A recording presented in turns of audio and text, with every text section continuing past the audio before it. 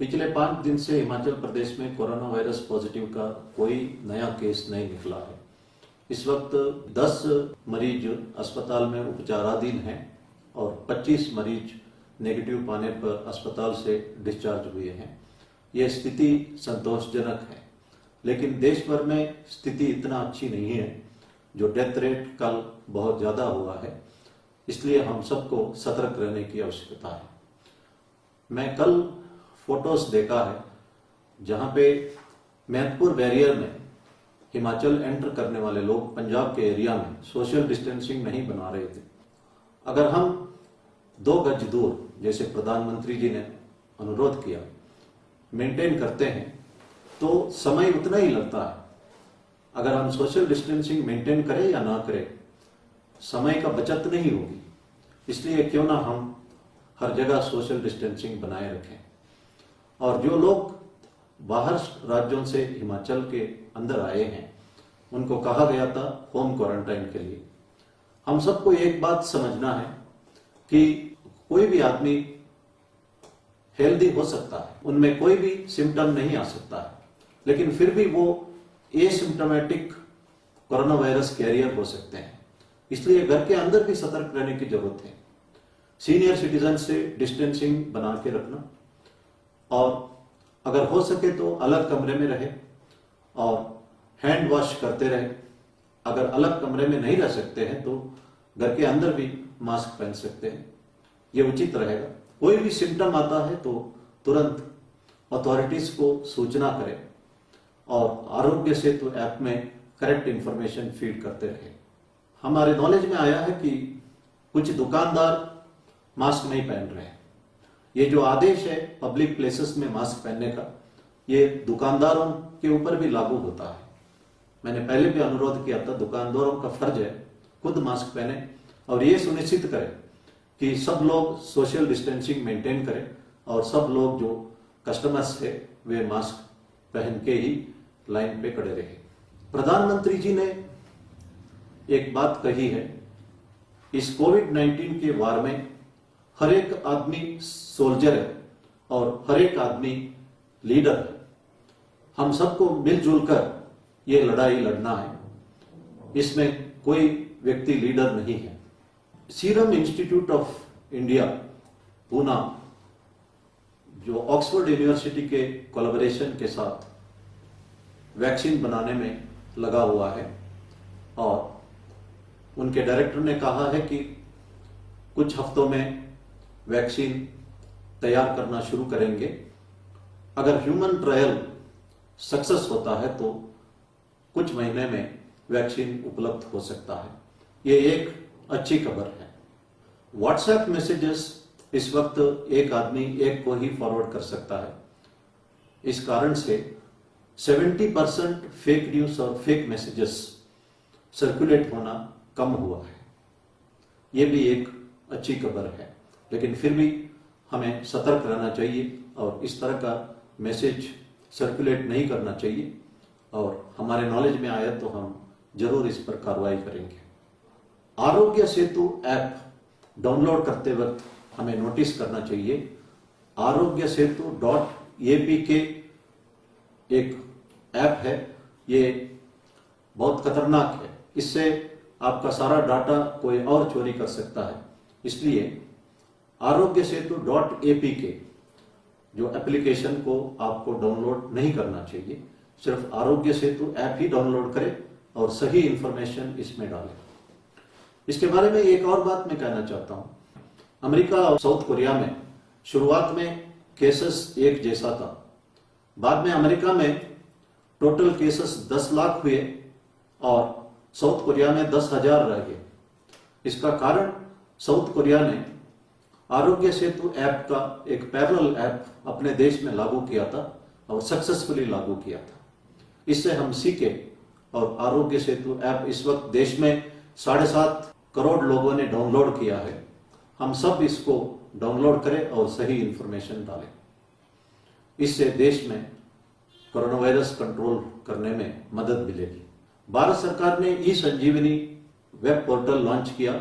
Medical colleges Shimla, मंडी और धर्मशाला में ई संजीवनी OPD launch किया है और आप घर बैठे डॉक्टरों से कंसल्ट कर सकते हैं, अपना सिम्टम्स बता सकते हैं और दवाई का प्रिस्क्रिप्शन घर बैठे ले सकते हैं। हम सबको इसका फायदा उठाना चाहिए। फिजिकली अस्पताल ट्रैवल करने से बेहतर रहेगा घर पर बैठे ही कंसल्टेशन करें। WHO ने मेंटल हेल्थ मेंटेन करने के लिए कुछ डायरेक्शंस इश्यू किए हैं। उनमें से एक, न्यूज कंटेंट को कम देखें, दिन भर लगातार न्यूज ना देखें और सिर्फ दिन में 1-2 बार न्यूज देखें। अदरवाइज लगातार न्यूज देखने से एक फियर पैदा होता है और एप्रहेंशन या एंजाइटी होता है और ये हानिकारक है। अपने नजदीकी दोस्त और संबंधियों से संपर्क रखें और इस पे भी एक मन की शांति मिलेगी। उन्होंने ये भी कहा है कि live the present, forgive and forget the past. हम जो हेट्रेडनेस, वेंजेंस, एंगर, इसको भूलना चाहिए। अगर किसी ने हमारे लिए ठेस पहुंचाया है तो माफ करना चाहिए। रोज हम बहुत सारे चीजों से खुशी पा सकते हैं। There is a beautiful sunrise या beautiful sunset, a beautiful garden, a beautiful flower, a child's laughter, everything, every small thing in life is to be enjoyed. हम भविष्य के बारे में प्लान करना चाहिए लेकिन वरी नहीं करना चाहिए। ना पास्ट के बारे में ब्रूड करना, ना भविष्य के बारे में वरी करना, दोनों हानिकारक है। Live the present. जिंदगी में हर क्षण जो है आनंद से बिताने का है। WHO ने भी यही बातें कही।